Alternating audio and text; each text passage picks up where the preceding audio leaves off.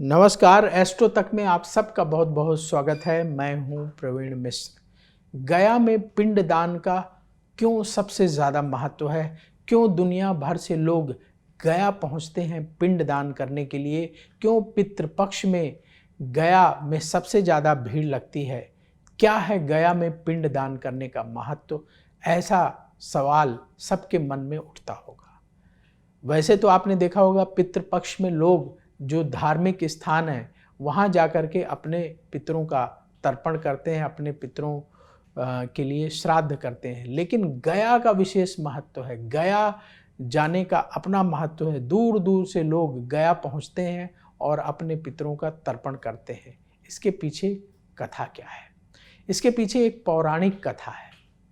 ऐसी कथा मिलती है हमारे धर्म ग्रंथों में कि एक समय में गयासुर नाम का एक अत्यंत पराक्रमी धार्मिक असुर था, जिसने भगवान को प्रसन्न करने के लिए बड़ा कठोर तप किया। भगवान ब्रह्मा जी को प्रसन्न करने के लिए बहुत तपस्या की और उसकी तपस्या से ब्रह्मा जी बहुत प्रसन्न हुए और उन्होंने गयासुर को ऐसा वरदान दिया कि गयासुर जिसको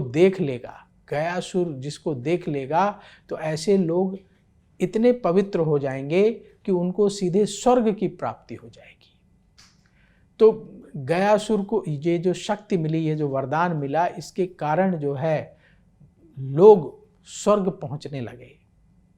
गयासुर जिन्हें देख लेता था वो स्वर्ग चले जाते थे।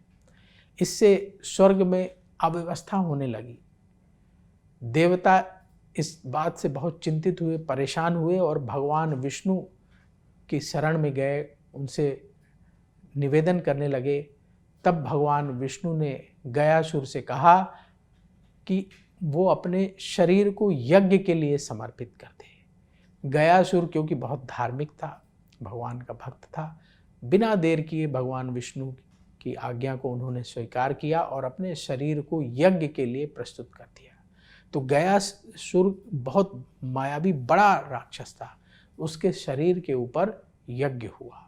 यज्ञ समाप्त होने के बाद भगवान विष्णु ने गयासुर को मोक्ष प्रदान किया और वचन दिया, उन्हें गयासुर को आशीर्वाद दिया कि जहाँ जहाँ उसकी देह फैलेगी वो स्थान अत्यंत पवित्र हो जाएंगे और जो भी व्यक्ति उन स्थानों पर अपने पितरों का पिंड दान करेगा, उनके पितृ जन्म और मरण के बंधन से मुक्त होकर मोक्ष को प्राप्त करेंगे। इसीलिए गया में पिंडदान का बड़ा महत्व है।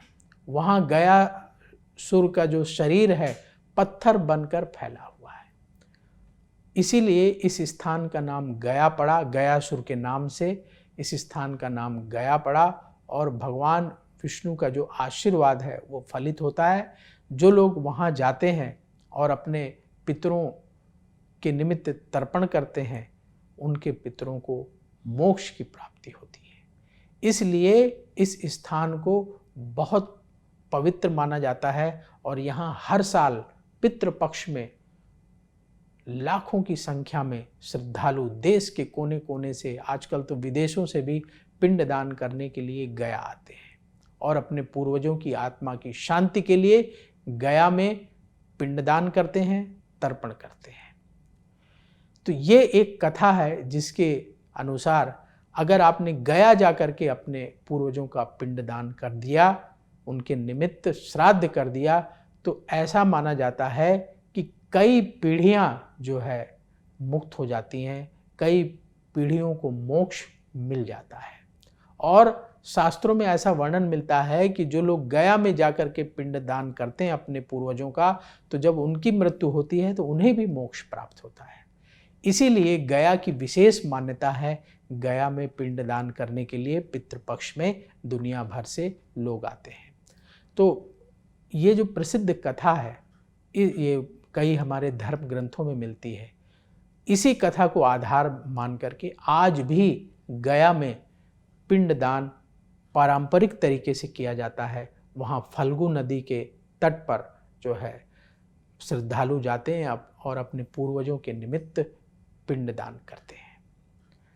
तो आप सब देखते रहिए एस्ट्रो तक। फिर बहुत जल्दी होगी मुलाकात। यदि आपके मन में कोई सवाल हो, सुझाव हो तो कमेंट बॉक्स में अवश्य लिखिएगा, वहाँ से हम उठाएंगे और आपके सवाल और सुझाव कार्यक्रम में शामिल करने का प्रयास करेंगे। नमस्कार। एस्ट्रो तक ऐप पर आपको मिलेगा भविष्य से जुड़े हर सवाल का जवाब। डाउनलोड कीजिए एस्ट्रो तक ऐप और चुटकी में जुड़िए इंडिया के बेस्ट एस्ट्रोलॉजर से।